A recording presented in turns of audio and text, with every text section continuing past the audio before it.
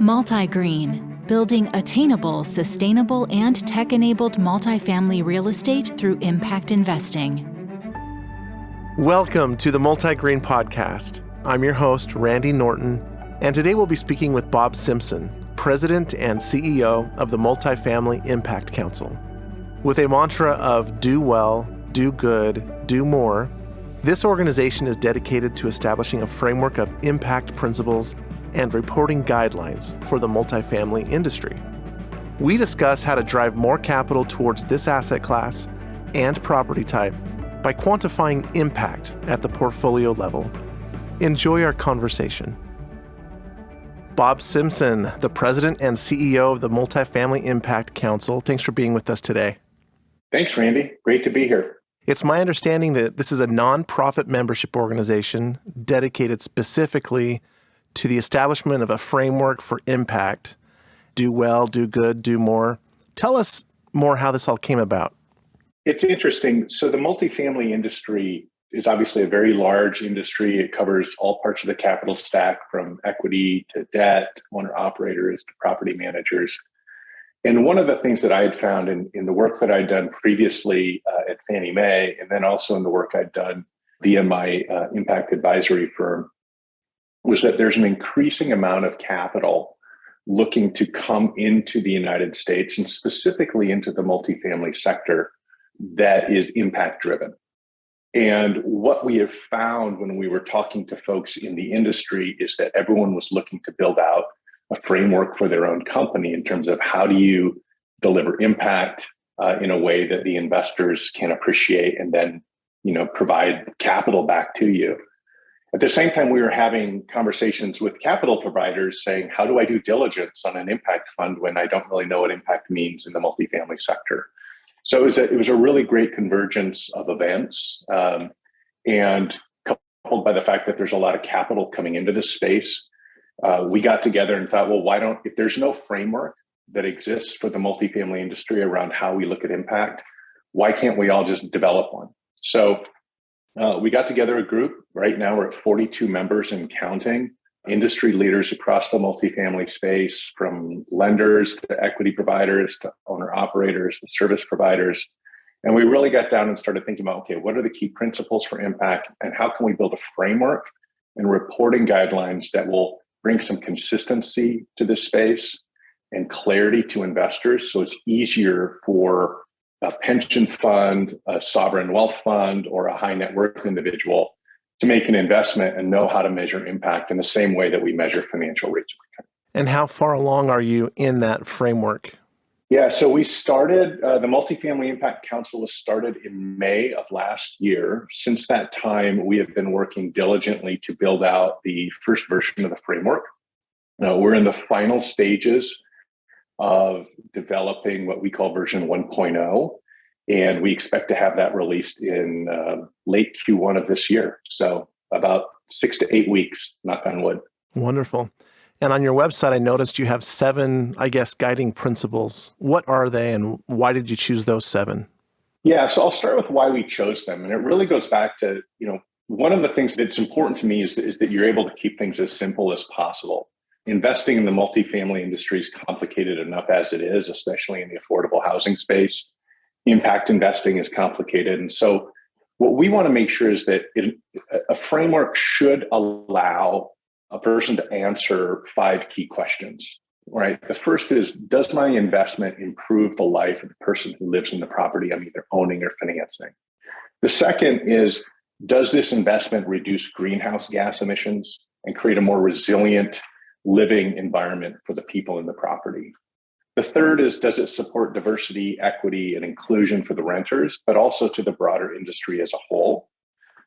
The fourth, and this is very important, does it allow me to meet my fiduciary responsibilities to my investors, right? It has to make money. And then the fifth is, can we prove it? Can these outcomes be measured and tracked against industry benchmarks in a way that's consistent? So everything we do around those principles is based on helping investors and owner operators answer those 5 questions. Affordability is obviously the foundation of impact. How much you pay for rent dictates how much you have left over to pay for groceries and food and healthcare and all of those other things that we need. Financial stability is incredibly important. What are we doing to help ensure that people are building credit when they rent, able to access mainstream financial services, and really able to grow and become more economically mobile? Housing stability, obviously critical, closely tied to affordability. It's important that our renters are housing stable, that they are not moving every year for economic reasons, that they are not in a consistent state of arrears or default, so that they can continue to build credit, build a stable environment, and honestly live in the unit longer. The fact of the matter is, when you're an eighth grader and you're getting ready to go to high school, if you can actually go to that same high school for 4 years versus having to move 3 or 4 times, the odds of you going to college, going to trade school, improving your way of life are significantly better. So being able to ensure that people can stay, increase their tenure in a property is important. The built environment is absolutely critical, both from an environmental perspective in terms of how much you can save, in terms of greenhouse gas emissions, water usage, but also in terms of improving indoor air quality and ensuring that the building that you live in is managed and maintained in a way that promotes good health, right? Obviously, resident engagement is critical. That's another principle that we have.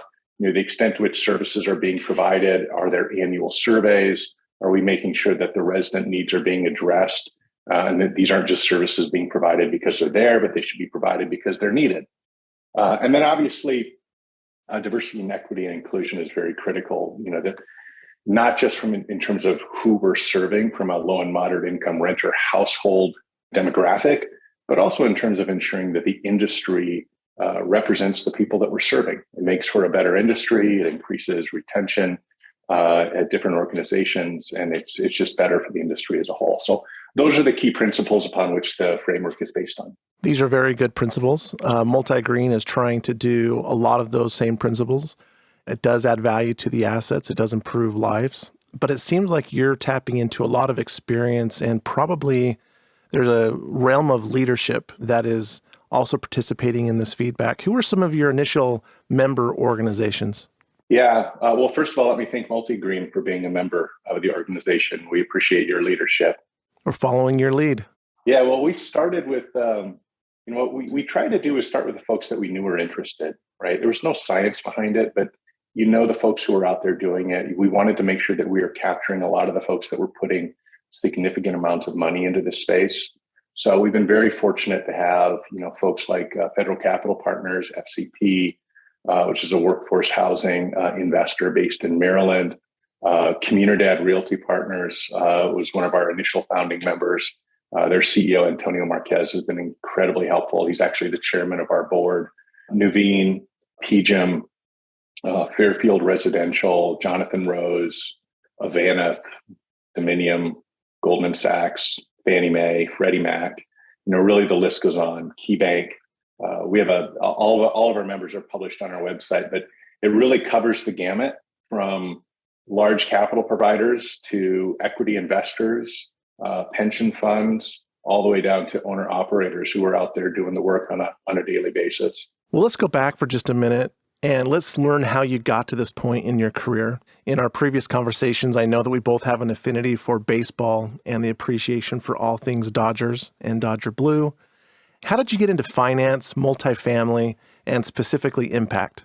Yeah, that's a great question. I didn't intentionally get into finance or multifamily. When I came out of college, I think I had taken all of one business course, and I believe I dropped that because it was too early in the morning. The way I've approached life has always been to do interesting things with with people that I enjoy working with. And so, initially I was involved in news media. I did that for about a year. I got involved with really covering politics. I saw the benefit that government could have on improving people's lives. I was very much inspired by the work that both my mom and dad did growing up. My dad was an attorney who spent a lot of time working on Native American reservations in South Dakota. My mom volunteered a significant amount of her time. She led a nonprofit that helped entrepreneurs in rural areas write business plans and get access to bank loans. And so I always thought, there's got to be a way to help people. And I'm just going to go find something that ends up helping people. I did my stint in government. I enjoyed it. I had an opportunity to come to Fannie Mae. It seemed like an interesting nexus between the private sector and, socially motivated things where I could do good things. And so it grew from there. And then, honestly, one day I woke up, I was 32 years old and I was in real estate finance. And, you learn it as you go along. I had a great opportunity to learn from some of the smartest minds in the business. It's really hard. The learning curve was steep, but when you learn how to do deals, you learn finance pretty quickly. It really grew from there. And then I realized that if you want to make an impact in a person's life, there is no better place than to start with where they live. And when you're in multifamily, that ability to make an impact is so much more pronounced. At the end of our lives, we'll spend more time in our homes than any other place on earth. You'll spend more money at your home. You consume more energy. Your kids will do more homework. It's where your dreams live, right? And so the opportunity to invest in multifamily means that when you make an investment in a multifamily property, you're not just impacting one family, you're impacting hundreds of families, and you can do it at scale. And so for me, that became really exciting. And then, I just dove into it and I thought, this is great. Let's figure out how do we use, free enterprise to make a difference socially. And I honestly believe we can do that. And it's led to where I am today. So that's a great background. I guess one of your initial stints was as a special assistant and senior legislative aide to Senator Majority Leader Tom Daschle. Tell us about that. Yeah, it was a great experience. I can't imagine a better boss to have started my career with than Senator Daschle. Tom is a phenomenal human being. He also is very much in the suffer no fools category. And so what was great about that job is that every day I came to work, I wasn't exactly sure what I was going to work on, but I knew it was going to be something that had to get done by the end of the day, right? So really understanding how to deal with crises, how to figure out things, how to not spend a significant amount of time, admiring the problem, but really trying to figure out how to get to a solution and be concise, right? I mean, the number of, one-page memos, being able to explain something in, 30 seconds or less, moving on, being able to come up to speed on an issue quickly that you may not have known anything about the day before, all while making, very little money in Washington, D.C. is a tremendous experience. And I think it was one of the best ways. It was sort of like going to grad school for me. It was great. Excellent.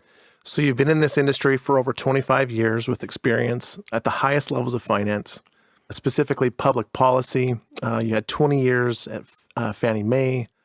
You've had a wide range of senior leadership positions across the multifamily business. You've seen the conventional loan side, the structured finance side, small loans, and senior housing business lines. How do we get more capital into this asset class and property type after all that you know now, and now that you're actually starting an organization to drive that? Well, I think there's a couple of things.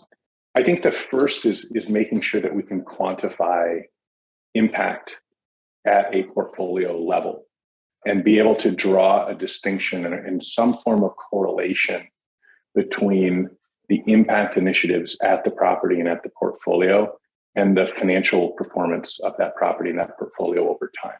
It's really important that we're able to do that and have a deeper conversation with impact investors around, what sort of terms are better for impact, both from a length of the loan or length of equity to how we price things. How are you able to balance that? You can only do that if you really get the data so that you can understand it, so you can plug it into a risk rating engine and really help understand it. And you can only get the data because if we're all using the same data and all using the same metrics and all using the same framework, or at least a very close approximation of the same framework. So that's why the framework is important. It allows us all to basically talk a common language. It allows us all to build our systems around similar reporting guidelines. And then we can use that over time to really help everyone make a case that, look, if you are looking to make an investment in a very safe, solid investment that generates a reasonable rate of return over a decent time period, and you want to satisfy all of these other impact requirements that various folks have, this is the best place to do it. So I think that's where you start. It's really about making sure we're all talking about the same thing and providing clarity to the industry. That's what folks are looking for. Impact is not ESG and ESG is not impact. And you know this because you were a member of the company's Environmental, Social, and Governance Steering Committee. Which company was that at, and how did you bifurcate the difference between ESG and impact? Yeah, that was at Fannie Mae. And Fannie's done an amazing job, as has Freddie Mac, in terms of really thinking about ways in which they can do both ESG and social impact. The way I've always described it to people is ESG is a very broad definition. It's very focused on risk mitigation and risk reduction, while impact is definitely a part of ESG, but it's much more focused on positive social outcomes. So, I always think about ESG as very much a do no harm mentality, and impact investing is a do more good mentality. And they're not mutually exclusive. That's the way I look at it. I think if you're doing impact investing, it has to be able to fall within the ESG rubric. But doing something that's ESG may not always fall within impact investing. That's a great definition. Thank you for that clarity. You are also the vice president and head of the multifamily green and affordable housing business, where you led the creation of Fannie Mae's Green. And you enabled Fannie Mae to become the leading provider of not only affordable multifamily debt, but also the largest issuer of green bonds in the world. That is just fantastic. Yeah, that was a phenomenal experience for me. And honestly, Randy, it helped. It really helped me understand how do you grow a business and what are the things that you need to do to bring something to scale. Because that's really hard to do. And then on a personal level, it really was a good lesson in leadership. I mean, I did lead the team that created this. But if we were a football team, I would have been the offensive tackle, right? I mean, that's I did not come up with any of the ideas. I would, give my opinion, but it was really about looking for the best way to get something done and how do we grow it? Who do we talk to? What's the stages? And it really highlighted to me that sometimes a good leader is the offensive tackle. And your job is to basically just clear open holes and let the talent run through. And we were fortunate that we had a ton of talent at Fannie Mae to do that. And then taking it to scale was really a challenge. In order to get into the capital markets, you really have to be able to guarantee, hundreds of millions of dollars of product, if not billions of dollars of product a year, in order for it to really matter. And so being able to develop guidelines and reporting and frameworks around what constitutes a green investment and what doesn't meant eliminating a lot of bells and whistles that people wanted us to have and just focus on what's the end goal, right? Reduced energy, reduced water, projected energy and water savings, and then you can extrapolate greenhouse gas emissions from that, but trying not to overwhelm it so that the capital markets could treat this as a real asset class and not just a one-off niche product. Your past experience also includes the national co-chair at the Urban Land Institute's Affordable Workforce Housing Council, as well as the National Council of State Housing Agencies Advisory Board. Those are really huge perspectives that you're able to capture, obviously, in the background and creation and the genesis of the Multifamily Impact Council. What did you pull away from those two councils and organizations? I think anyone that gets into the affordable housing business, especially on the multifamily side, that I'm familiar with, it's a very small world. And I think you're also surrounded by folks who are always looking to solve problems, regardless of where they work. And so it's a very collaborative mentality. And, the great thing about the Urban Land Institute, NCSHA, NMHC, all of these great organizations is it creates this great opportunity to stay in touch with people. And you realize very quickly, as you know, that you don't have all the answers, but it helps to have a Rolodex of folks that do. And there's nothing better than maintaining those relationships and always recognizing that someone out there is smarter than you. And all you have to do is ask. And 9 times out of 10, you'll get more information than you thought you did. So I think of those organizations and memberships like that. It's just great investments in yourself, great investments in the industry. Hopefully I've given back as much as I've received. I don't think I have. I try to. So I just think the world of organizations like that, I think they're so valuable for folks as they come up in the industry. That's great advice. I hope my MultiGreen team members are listening to that, because we've been a huge proponent of many of these organizations, and I believe in that as well. It's been a huge investment, and the return has been significant with advancing the Rolodex and solutions for our multifamily specific strategy, which is Workforce Plus. It's attainable, sustainable, and tech enablement that we're focusing on internally. Bob, you're the co-author of Healthy Housing for All and How Affordable Housing is Leading the Way. Give us a summary of that book and how that came about. Yeah, so this was really driven by one of the folks at the Urban Land Institute, but chiefly driven by Joanna Frank, who's the CEO of the Center for Active Design and Fitwell, which is a healthy building certification system. And what really drove it was this idea that the built environment where you live has a significant impact, not just on what you can do in terms of reducing, greenhouse gas emissions, but also on your physical and mental health. And so Fitwell, Well Building Institute, they've all done a significant amount of research that talks about the value of, how do you build and rehab a property doing just really simple things that can help improve air quality, that can help improve a person's mental health, physical health. Things like when you design a building, instead of making, the first thing when you walk into a lot of older multifamily property buildings, the first thing you see is the elevator. And it takes you like 5 years to find where the stairs are, right? Increasingly, we're starting to see apartment design where the stairs are forward, they're well lit, and they're inviting to use. And you actually have to look to find the elevator. And what ends up happening is more people use the stairs, and that's actually good for you. The types of materials you use to build your kitchen sinks, your bathroom sinks, your showers, all of those sort of things have a direct impact on improving indoor air quality in your property. Having pest remediation policies in your property management plan significantly reduce the allergens that can cause or exacerbate childhood asthma. So all of these things are very concrete. They're not esoteric, pie in the sky things that we can do at the property level that will have a significant impact on health, the health quality that folks live in. So that's what the book talked about ways in which you can do it. There's some amazing best practices in there. I went back and looked at it the other day. I think many of the things in there are still relevant, especially as we think about, hopefully building more units in the next 10 years.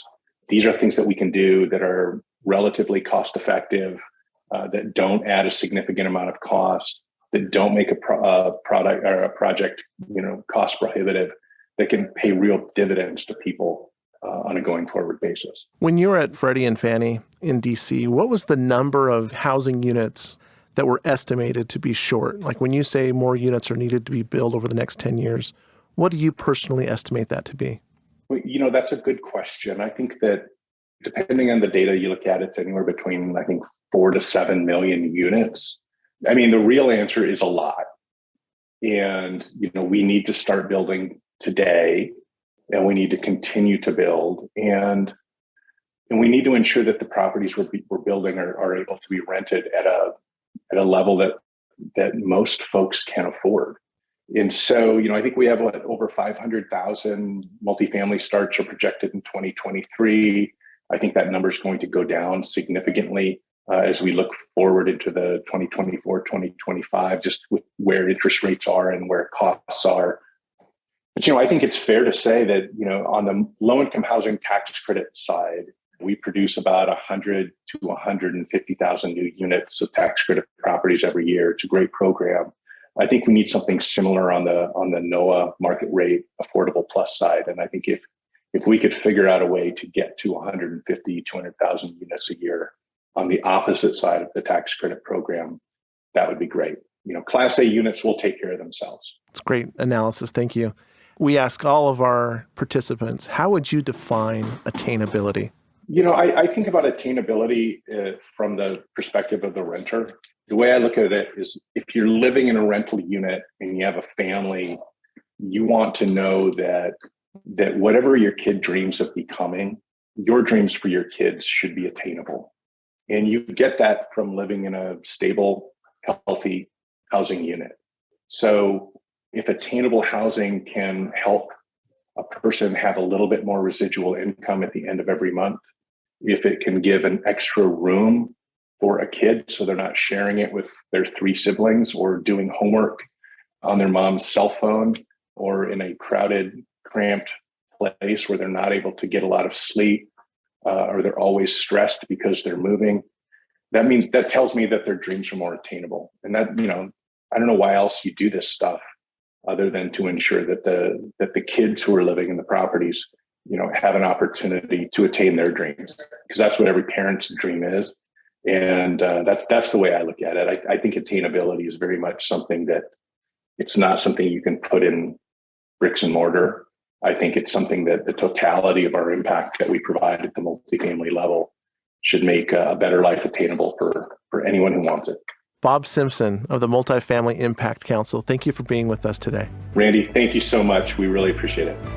Thank you for listening. Join us as we build 40,000 attainable, sustainable, and tech-enabled multifamily homes by 2030. And if you like the content you're hearing, hit the subscribe button. Follow us at Think MultiGreen and sign up to learn more at www.multi.green.